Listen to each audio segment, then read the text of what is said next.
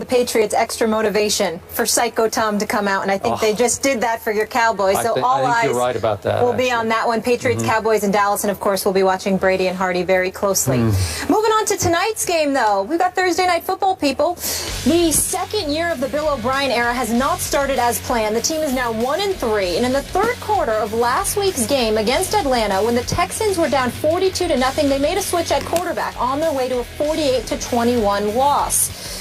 Stephen A., who's to blame here for the Texans' slow start? Bill O'Brien. That's who's to blame. I mean, that's an easy question. Watching Bill O'Brien on Hard Knocks, I have an affinity for individuals, particularly coaches, who are just straight shooters. They let you know exactly where they stand. They pull no punches. They tell you what it's going to be like, why it's going to be that way, and it is clear and established that they're the boss. There's no confusion. They are where the buck stops. And when it comes to Bill O'Brien, look, I respect the man. I respect the job that he did at Penn State, although some would say that most of the players under the late Joe Paterno did not leave, so he didn't inherit a bad program. He took over Houston, and they clearly improved from the 2-14 season that they had under Gary Kubiak and his successor that last year. Kubiak was there when they lost 14 straight games. All of those things are true. He did improve, but let's call it what it is. Bill O'Brien had an opportunity to draft a Teddy Bridgewater. He had an opportunity to draft a Derek Carr. To a lesser degree, Johnny Manziel, who was drafted before both of those guys, but whose success hasn't been the same as those other two as of yet. He passed on that. He passed on that for Jadeveon Clowney, who to me has been a virtual no-show throughout his NFL career thus far. If things don't change for Jadeveon Clowney, he may very well go down as one of the biggest busts as a #1 overall pick in NFL history. I mean, we got to keep an eye on that. I'm talking about along the lines of Jamarcus Russell, for crying out loud, because we are getting absolutely positively nothing but he was from injured, Jadeveon. Stephen A., to be fair. He was injured. He was injured, whereas Jamarcus Russell was just fat. Yeah. Where Jadeveon Clowney, he was injured. But the point that I'm trying to make is that, well, you know what? There was some questions about him coming out of South Carolina, not just about his zest to play the game, but about whether or not, injuries was something that he was worried about and stuff like that. Well, if you have those questions, his talent jumped off the screen. There was no doubt about that. But the flip side to it is that on the NFL level, when somebody is questioning your zest to play the game of football, you've got a problem. Well, Bill O'Brien and those boys, Rick Smith and those boys, elected to go in that direction. Fair enough, because his talent spoke to that. But the quarterback position is the most important position on a football field.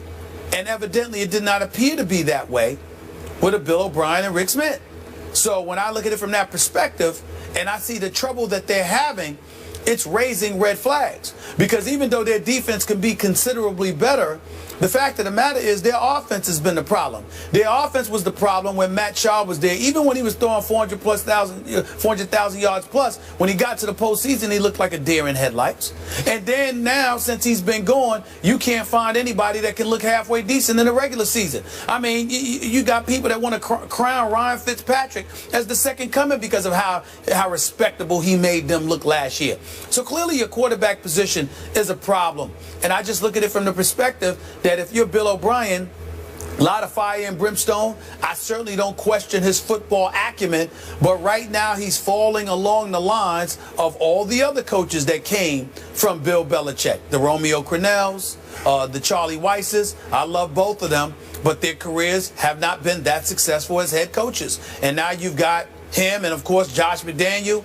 I mean, New England coaches that became head coaches don't have the greatest record. Eric Mangini did relatively decent in New York, but he didn't last long. And now we see the problems they're having defensively in San Francisco. And we know how much we both respect Eric Mangini. I'm just saying that when you look at coaches that came out of Bill Belichick's system and ultimately landed themselves head coaching jobs, none of them seem to be on the level of Bill Belichick. None of them. And Bill O'Brien's the latest. I hope he turns it around because I like him. But It's not that impressive thus far. I'm with you. I also like Bill O'Brien. But before I get to him and expand on your points, I got to make a quick one about J.J. Watt.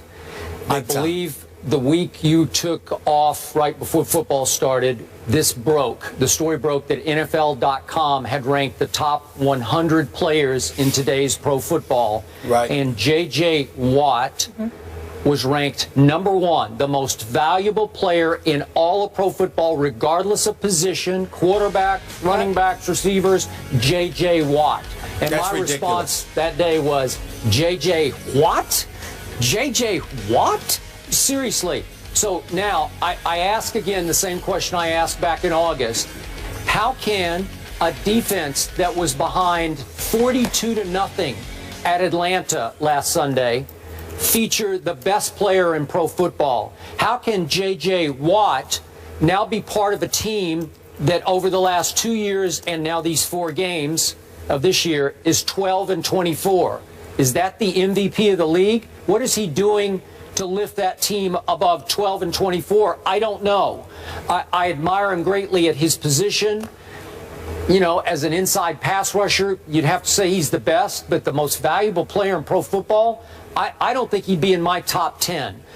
He's in, seems like at least 10 national TV commercials, God bless him, but it seems like he's being overrated as that guy who can do that for that team.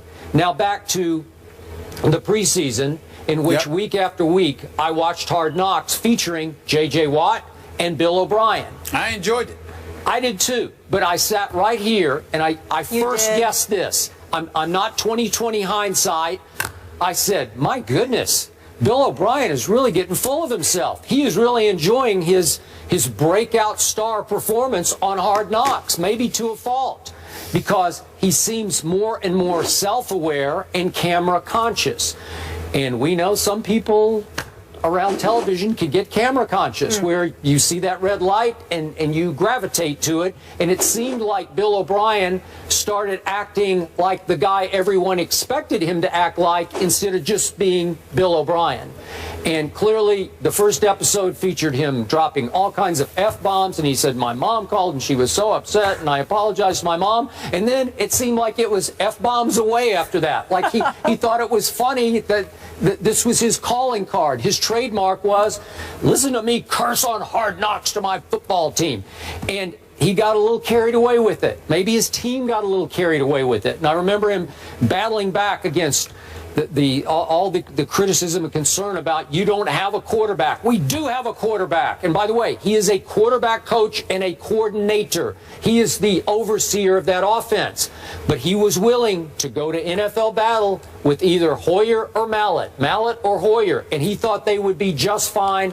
And obviously, we're only 4 games in, but they have not been just fine because he's been playing musical quarterbacks with those two. And when you have 2 quarterbacks, as the old saying goes, you have none. Yeah. I think they basically have none. They don't have a viable option, and so they're going to struggle all year because it's going to be Hoyer, then Mallett, then Mallett, then Hoyer. They don't have a running game. And they don't have a Arian running Foster, game. so that doesn't help. That's a fair point. They haven't had Arian Foster. He tried to play, had one big faux pas last week that resulted in a touchdown.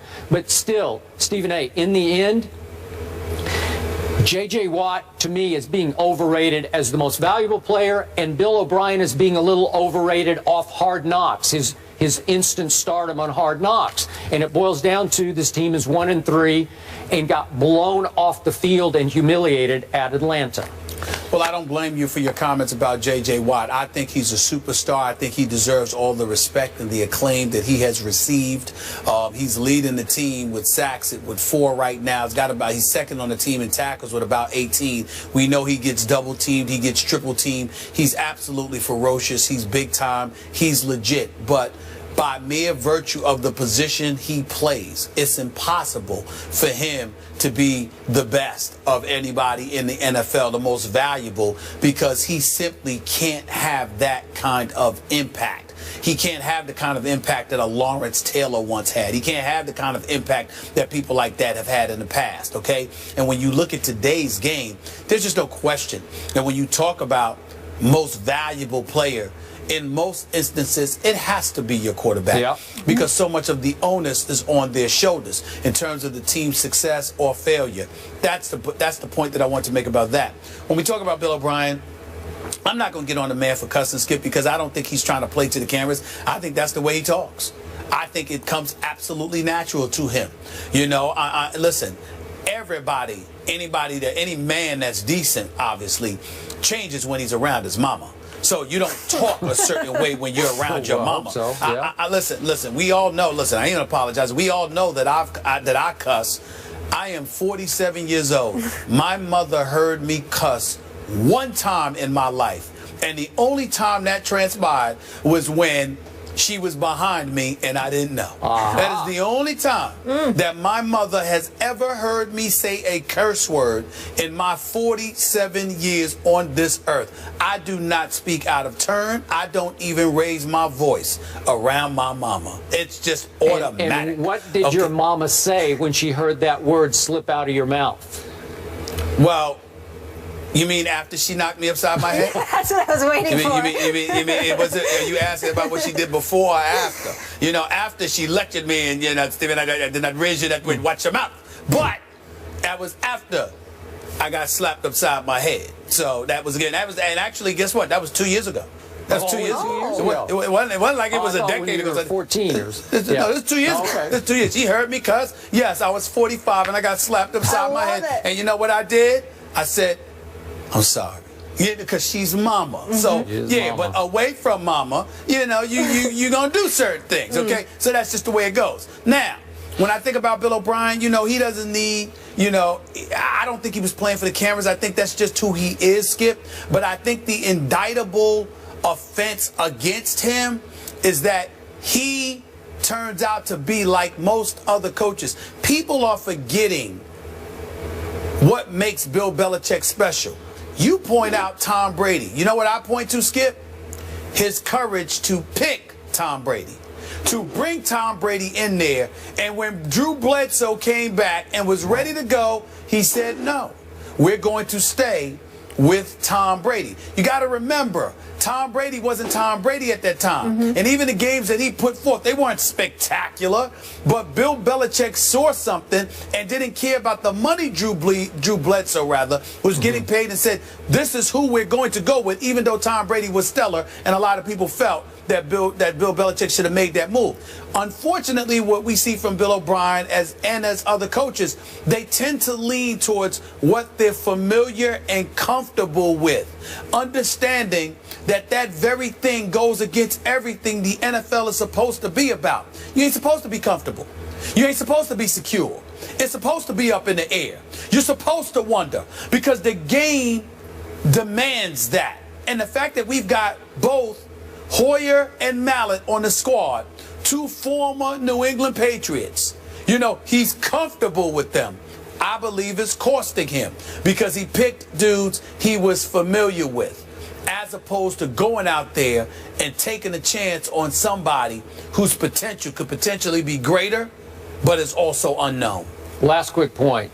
If Bill O'Brien, who once coached Tom Brady, had Tom Brady right now, they just well could be 4-0. I agree with that. If anyone had Tom Brady. Good news for Bill O'Brien and the Texans may be here. According to our Adam Schefter, Matthew Hasselbeck is expected to start in place of Andrew Luck tonight in Houston. This just in. Up next.